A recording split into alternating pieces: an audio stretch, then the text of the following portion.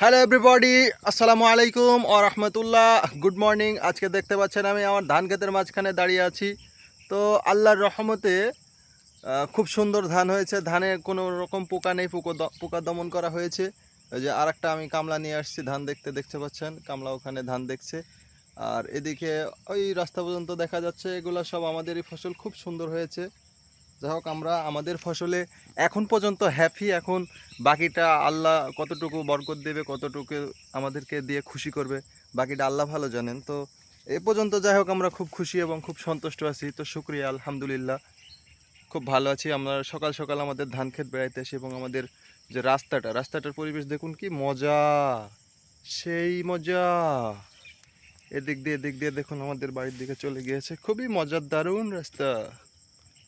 Okay, thank you. ভালো হবে, ভালো ভালো ভালো থাকবেন, দেখা হবে আবার ইনশাল্লাহ।